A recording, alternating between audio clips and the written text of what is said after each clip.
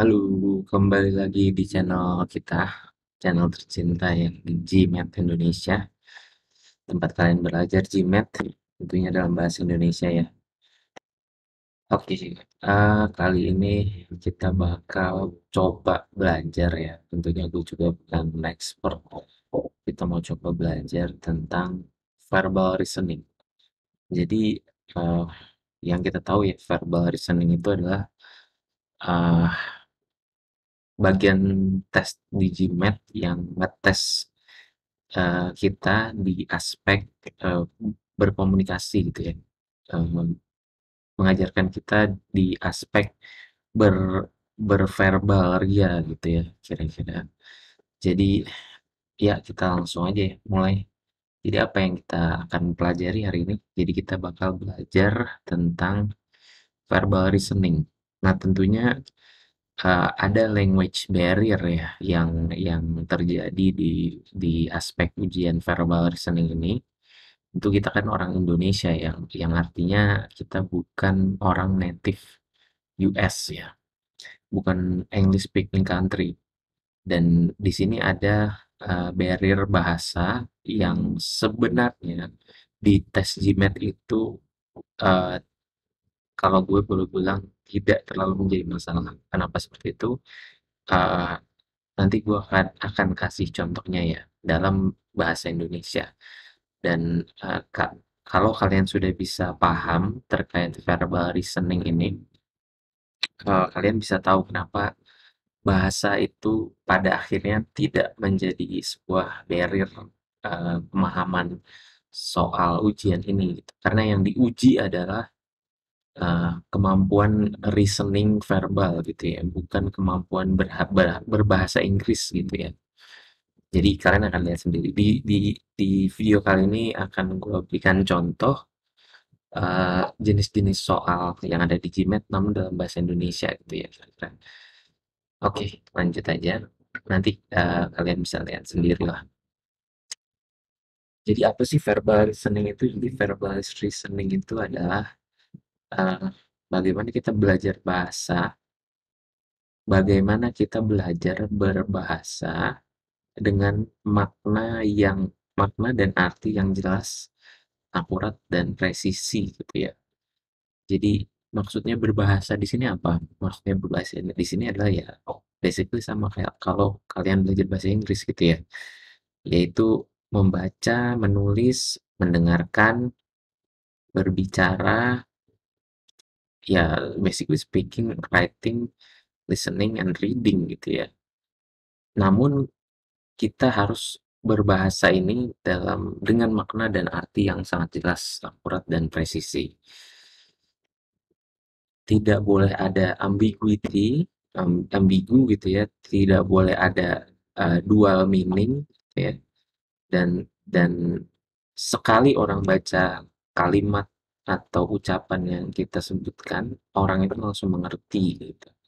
Kira-kira itu tujuan dari verbal reasoning ini, menguji kalian berbahasa gitu ya, tertulis maupun ucapan.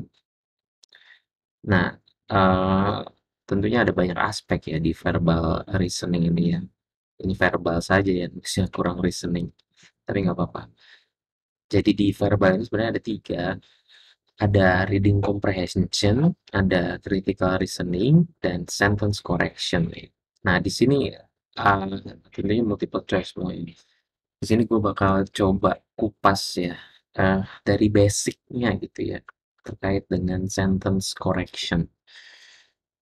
Nah, yang menarik di sentence correction ini sebenarnya sekali lagi, eee, be eee, language barrier bukan menjadi masalah ya.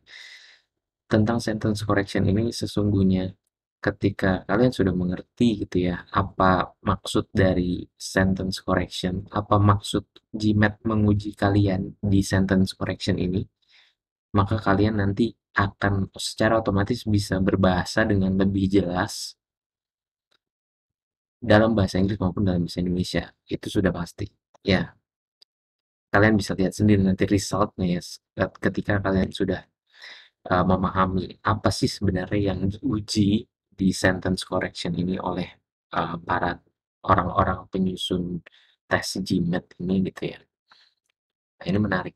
Coba kita di sini gue udah bikinkan beberapa contoh ya soal yang tidak ini ya soal bodoh-bodohan aja gitu ya istilahnya dalam bahasa Indonesia. Tapi kalian nanti bisa melihat seperti apa sih sentence correction itu gitu ya. Langsung aja kita ke contoh soalnya. Jadi gue udah bikinin satu contoh soal gitu ya dalam bahasa Indonesia. Andi lebih senang bermain dengan Budi dibandingkan Cahyo. Sekali lagi diulang, Andi lebih senang bermain dengan Budi dibandingkan Cahyo. Nah, di sini uh, menurut kalian gimana terkait dengan kalimat ini? Kalau kita telah gitu ya, Andi lebih senang bermain dengan Budi dibandingkan Cahyo. Meaningnya, maksudnya adalah makna dari arti dari kalimat ini adalah bisa gitu ya, bisa dua artinya, yaitu yang pertama, apakah apakah Andi lebih senang bermain dengan Budi dibandingkan dengan Cahyo bermain dengan Budi gitu ya. Artinya misalnya nih, misalnya Andi lebih senang bermain dengan Budi itu segini. Andi bermain dengan Budi itu senangnya segini gitu ya misalnya. Segini nih. Nah, Andi senangnya bermain dengan Budi adalah segini. Cahyo senangnya Cahyo bermain dengan Budi adalah segini gitu ya misalnya. Nah ini lebih besar gitu ya. Jadi Andi lebih senang bermain dengan Budi dibandingkan Cahyo bermain dengan Budi gitu ya. Nah ini meaningnya apakah seperti ini atau gitu ya atau eh,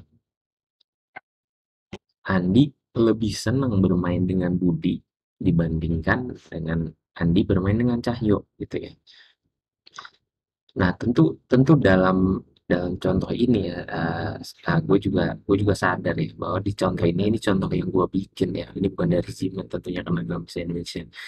Di contoh ini tentunya karena bodoh-bodohan, jadi sangat jelas sebenarnya artinya itu lebih ke arah yang bawah ya, bahwa Andi lebih senang bermain dengan Budi dibandingkan Andi bermain dengan Cahyo, itu sudah jelas sekali gitu ya di kalimat ini karena ini contohnya sangat sangat simpel dan sederhana sekali. Tapi akan lebih baik dalam kalimat ini kalau memang maksudnya yang bawah adalah kalau memang maksudnya yang bawah ya Andi lebih senang bermain dengan Budi dibandingkan Andi bermain dengan Cahyo, maka kalimat yang lebih baik gitu ya. Karena kita di sini belajar berbahasa ya, salah satunya adalah menulis, maka bahasa yang lebih baik adalah Andi lebih senang bermain dengan Budi dibandingkan dengan Cahyo. Ketika kita menuliskan tambahan tambahan dengan gitu ya di sini, maka makna dari kalimatnya menjadi lebih jelas, menjadi lebih presisi gitu ya. Bahwa Andi lebih senang bermain dengan Budi dibandingkan Andi lebih senang bermainnya, Andi bermainnya tidak diulang lagi gitu ya dengan Cahyo. Tentunya akan menjadi sangat lebih jelas lagi kalau kita menulisnya kayak gini gitu ya. Nah, Andi lebih senang bermain dengan Budi dengan Andi bermain dengan Cahyo, ini sangat jelas sekali seperti kalimat yang di bawah, exactly ya. Tapi kalau demi demi kesederhanaan kalimat tanpa mem, tanpa memblurkan gitu ya, tanpa membuat kalimatnya menjadi ambigu, maka contoh yang kita tambahkan dengan ini yang digaris bawahi itu akan lebih jelas gitu ya dibandingkan dengan yang kalimat originalnya yang tidak ada dengannya gitu ya. Karena kalau tidak ada dengannya, ini nanti kalimatnya bisa menjadi berarti seperti yang atas gitu ya. Nah, kalau dalam bahasa Inggrisnya kira-kira seperti apa gitu ya. Dalam bahasa Inggrisnya mungkin seperti ini. Andi like to play with Budi more than Cahyo. Nah, kalau seperti ini jelas ini likes ya, karena ini apa subjeknya singular, Andi satu orang, jadi likes gitu ya. Andi likes to play with Budi more than Cahyo. Ini akan jadi ambigu sekali. Andi likes to play with Budi more than Cahyo. Kalau dalam bahasa Inggris, ketika kalimatnya seperti ini, meaningnya jadi sama sama beratnya ke antara yang atas maupun yang bawah. Ketika kita mau memaksudkan yang atas, maka kalimatnya harus menjadi seperti ini. Andi likes to play with Budi more than Cahyo does. Ini harus, hukumnya harus. Kalau kita bermaksud ke yang atas, gitu ya, ke yang Cahyo lebih senang, Andi lebih senang bermain dengan Budi dibandingkan Cahyo bermain dengan Budi, gitu. Kalau kita maksudkan kalimatnya itu ke yang bawah, yang Andi lebih senang bermain dengan Budi dibandingkan Andi bermain dengan Cahyo, itu sama dengan yang bahasa Indonesia, kita harus menambahkan with. Ini harus. Kalau tidak, meaningnya jadi ambigu gitu ya. Jadi di sini kalau kita bermaksud ke arah yang meaning yang bawah, yang Andi lebih senang bermain dengan Budi dibandingkan Andi bermain dengan Cahyo, maka Andi likes to play with Budi more than with Cahyo. Ini hukumnya wajib tambahkan. Nah, kira-kira bentuk verbal reasoning itu adalah seperti ini gitu ya. Bagaimana kita berbahasa yang artinya reading, listening, writing, speaking dengan jelas, clear, presisi, akurat, dan concise gitu ya bahasa Inggrisnya. Oke, oke, kita lanjut ke contoh soal berikutnya ya. Ya, gua harap ini cukup jelas gitu ya dalam memberikan contoh awal ya. Selanjutnya kita ke, nah ini selanjutnya kita ke urusan sekolah. Nilai matematika Kelvin gitu ya lebih rendah dari Mira. Nah, ini sama nih, seperti yang atas gitu ya. Harusnya seperti apa kalimatnya gitu ya. Kalau dalam bahasa Inggris ini nulisnya gini ya. Kelvin math score, ini ya, math score of Kelvin ya, is higher than Mira.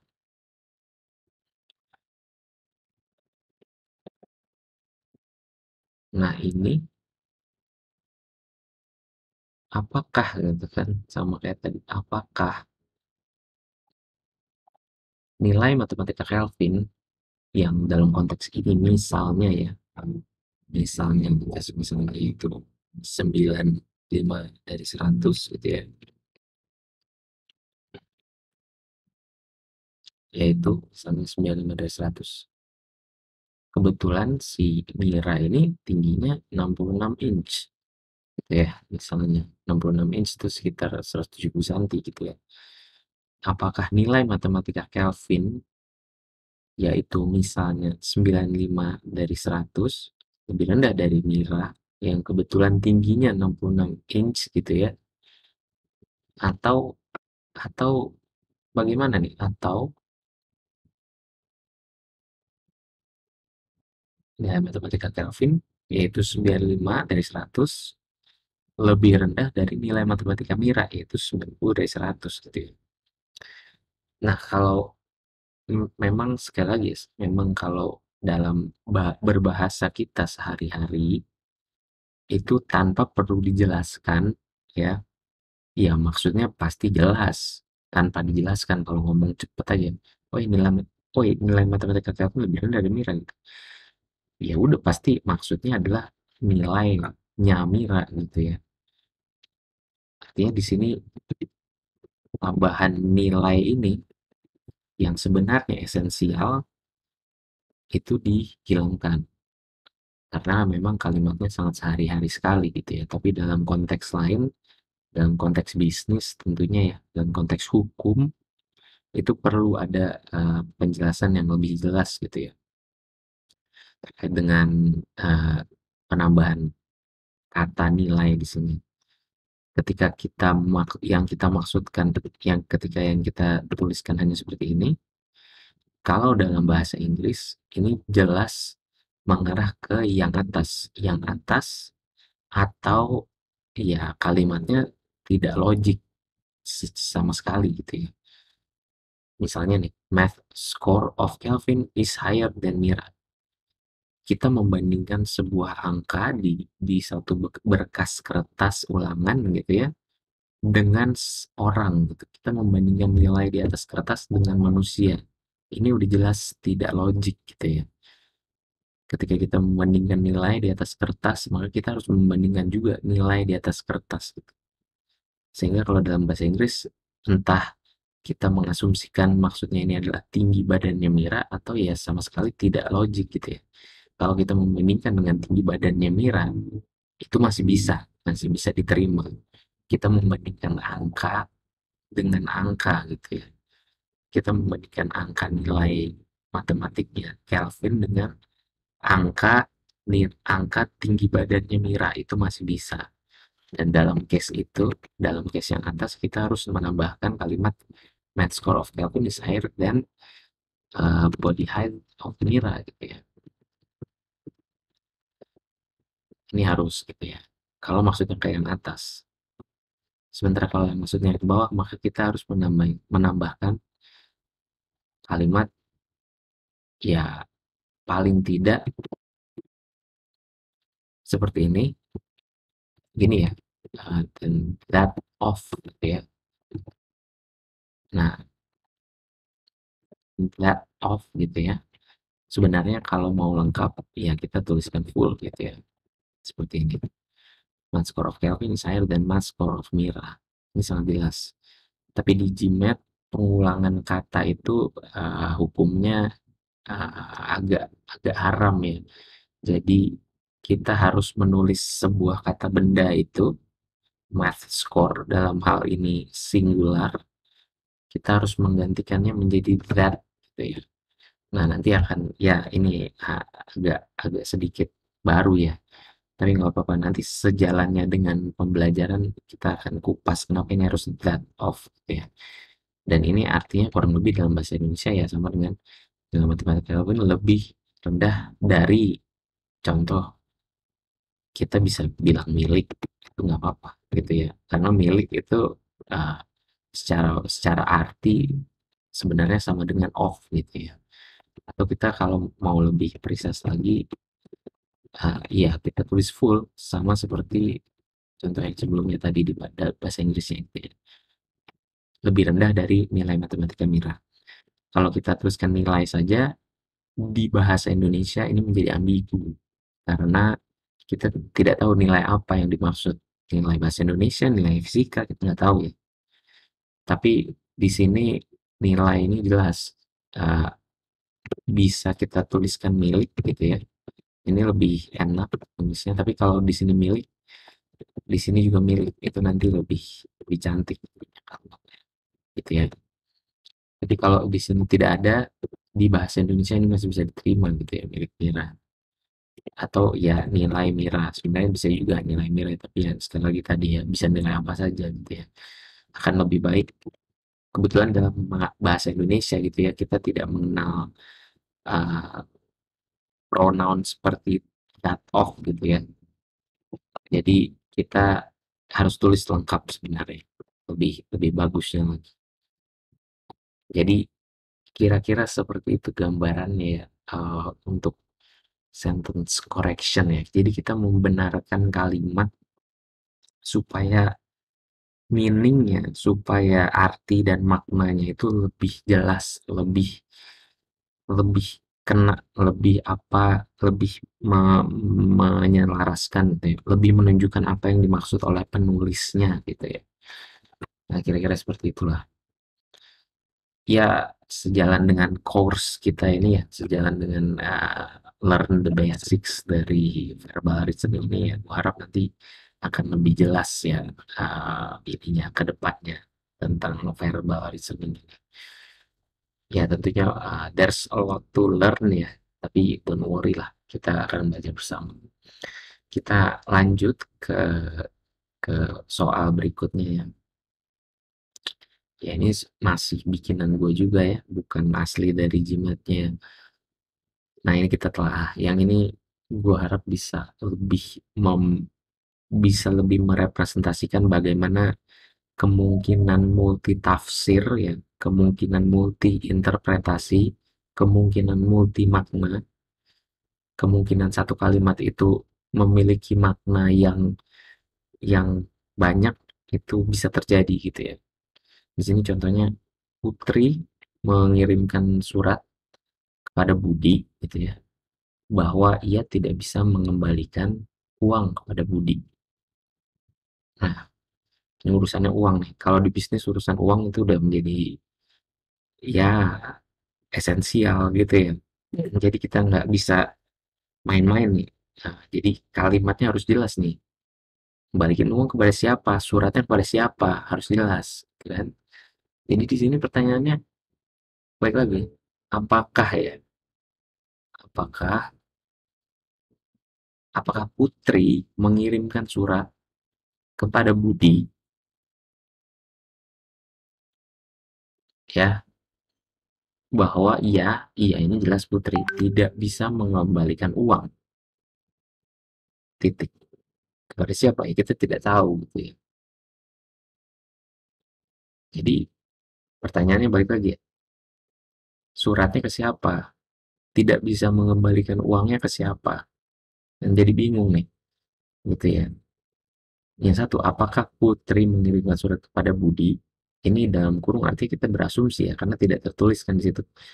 Putri mengirimkan surat kepada Budi bahwa Putri tidak bisa mengembalikan uang pada bank, mungkin kepada uh, Siti, mungkin kita nggak tahu ya, bisa siapa saja.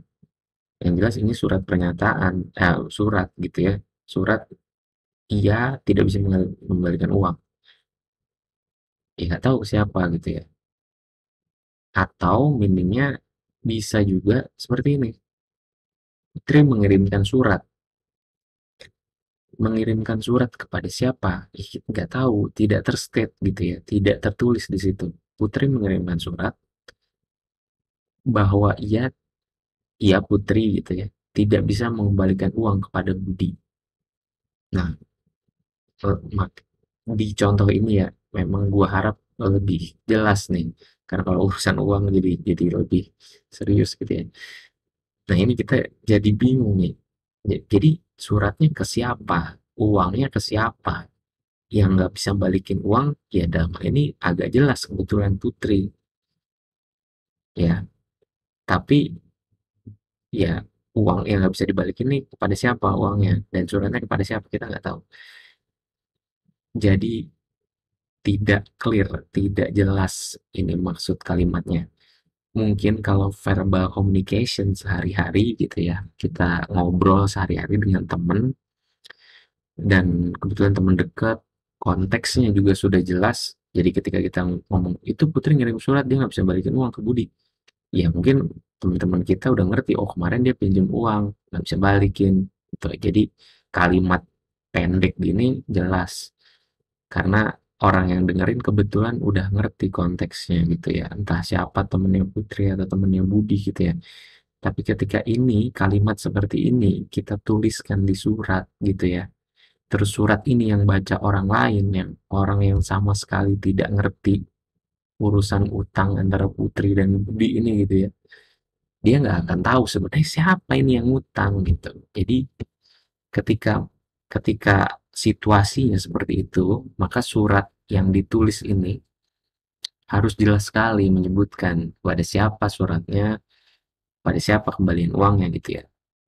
Contoh nih, kalau kita mau mengarahkan kalimat kepada yang atas gitu ya, kalau kita mau mengarahkan kalimat kepada yang atas, kita harus ubah kalimatnya seperti ini. Kepada budinya kita tukar ke depan gitu ya. Jadi Putri mengirimkan surat kepada Budi. Nah, ini jelas banget suratnya kepada Budi bahwa ia tidak bisa mengembalikan uang. Titik. Kepada siapa uangnya? Ya nggak tahu. Bisa ke bank, bisa ke Siti. Kalau mau jelas, dituliskan lagi. Kalau memang uangnya kepada Budi, kalau memang uangnya kepada bank, misalnya kepada bank, maka kalimatnya jadi ya pun uang kepada bank gitu ya. Titik. Kalau pada Siti ya, tulis Siti. Tapi kalau memang kepada Budi, maka kita bisa nulis. Kebetulan bahasa Indonesia itu punya yang namanya pronoun, pronoun pengganti untuk orang ya, untuk orang atau benda. Saya kurang paham juga. Orang sih mengembalikan uang kepadanya, misalnya gitu ya. Nah, ini jadi ya lumayan menjadi jelas meskipun sebenarnya tidak juga gitu ya. Bisa saja nih, bisa saja ya, bisa saja kalau kita nulis seperti ini, kayaknya udah jelas nih Putri mengirimkan surat kepada Budi bahwa ia tidak mengirimkan uang kepada Budi. Jelas nih. Putri, kita berasumsi bahwa iya ini adalah Putri gitu ya. Nah, kita berasumsi lagi nih, berasumsi aja terus. Nggak boleh ya berasumsi ya, asumsi membunuh gitu kan. Putri mengirimkan surat kepada Budi bahwa ia Putri tidak bisa mengembalikan uang kepadanya. Kita berasumsi di sini nya itu Budi gitu ya. Nah, ini belum tentu juga gitu ya. Nah, kalau di Gmat ini harus jelas sekali ya. Iya ini, iya bahwa iya ya, iya itu harus refer ke kalau di Gmat itu ya. Sebenarnya gini, kalau di bahasa Indonesia iya itu menjadi she gitu ya atau he gitu ya. Dan kalau kita di sini she ini jadi jelas gitu, she putri ya. Enggak ya sangat jarang sih cowok ada nama putri gitu ya. Atau kalau di sini he, ya kita refer ke Budi. Karena bisa saja ya, suratnya dari Putri ke Budi. Bisa saja, tapi isinya menyatakan bahwa Budi tidak bisa mengembalikan uang kepada Putri. Bisa saja ya kan? Jadi Putri yang ngirim surat ke Budi, tapi isi suratnya menyatakan bahwa Budi yang tidak bisa balikin duit ke Putri. Bukan Putri yang bisa balikin duit uang kepada Budi gitu ya. Jadi iya ini harus jelas sekali siapa. Dan kalau di bahasa Indonesia karena kita tidak ada gender pronoun ya, iya itu bisa she, bisa he, maka kalau di bahasa Indonesia lebih baik kita tulisnya Putri. Nggak apa-apa kita tulis nama lagi. Dan di sini kepadanya kita juga ganti Budi. Nah ini jadi jelas sekali. Kalau ini sangat jelas suratnya pada siapa, yang nggak bisa balikin uang siapa, jelas sekali. Ditukar pun tetap menjadi jelas gitu ya. Nah, seperti ini. Nah, jadi harus jelas iya dan nyanyanya itu siapa gitu ya. Kira-kira seperti itu. Nah, uh, kalau dalam bahasa Inggris ini malah menjadi lebih simpel ya karena ketika kita nyebut iya di sini dalam bahasa Inggrisnya kita bisa pilih salah satu antara she atau he, nggak bisa dua-duanya gitu kan. Ketika di sininya juga nanti nya itu menjadi bisa jadi him atau her ya, lebih jelas jadinya. Kita nggak perlu ada dispute gitu ya. Dan sebenarnya dalam menggunakan she atau he atau him atau her, meskipun menjadi jelas gitu ya, kita berasumsi putri itu she, putri itu perempuan. Kita berasumsi, kita nggak tahu bisa aja ada cowok nama putri. Budi pun kita berasumsi itu laki gitu ya. Bisa aja Budi perempuan. Kalau kayak gitu lebih challenging lagi jadinya problemnya gitu ya.